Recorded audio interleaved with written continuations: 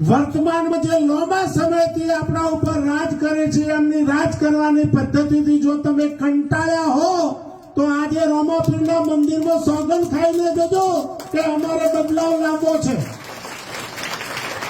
તમે ખૂબ લાંબા સમયથી આ શાસક કરતાઓને જોયા છે.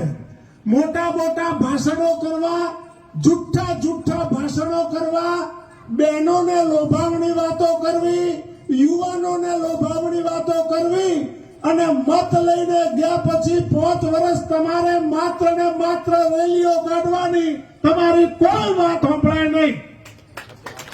એવા લોકો રાજ કરે છે. અને ખાસ ગેનીબેનને યાદ અપાવો, ભરતસિંહને યાદ અપાવો. નથાભાઈ તો જાણે જ છે. ગઈકાલે 2 દિવસ પહેલા મારા દાંતીવાડા તાલુકાને ને ધાનેરા તાલુકાને જે અન્યાય કર્યો છે આ સરકારે, એનો આવતી ચૂંટણીમાં આપણે સોગંદ ખાઈને જવાબ આપવાનો છે.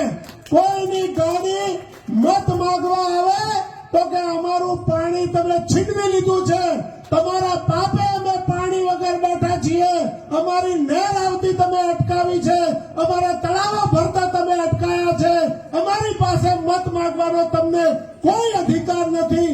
આ વાત સર્વ સમાજના લોકો ગોઠવાળી લે. પક્ષ પાર્ટીને ભૂલી જજો. કઈ પાર્ટી, કયો રાજ અને કોની સત્તા. ધર્મના નામે વોટ માંગવા આવવા વાળા લોકોને કહેજો. મને મળ્યો તો એક પત્રકાર, ગઈકાલે હું રાહુલજીની રેલીમાં હતો, તો કે આ વખતે તો રામના નામે વોટ મળી જશે. મેં એમને 4 સવાલ કર્યા અને 4 સવાલ પછી એને કીધું કે રાજગોર સાહેબ તમે સાચા છો. મેં કીધું રામના નામથી રોટલા મળે? તો કે ના. રામના નામે નોકરી મળે? તો કે ના. રામના નામે મોંઘવારી ઘટે? તો કે ના.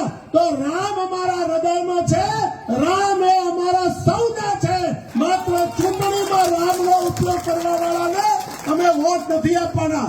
આટલા દિવસ ક્યાં ગયા હતા? અરે રામના નામની વાતો કરવા વાળા તમે ચેતી જજો. રામના મંદિરના તાળા તો રાજીવ ગાંધીએ ખોલાયા છે. રામ મંદિરનું ખાતમુહૂર્ત તો વર્ષો પહેલા રાજીવ ગાંધીએ કર્યું છે. તમે તો ચૂંટણી લક્ષી મુહૂર્ત કરવા નીકળ્યા છો. અને 4 પીઠોના 4 શંકરાચાર્યો કહે છે કે અધૂરા મંદિરમાં કોઈ દાડો પ્રાણ પ્રતિષ્ઠા ન થાય.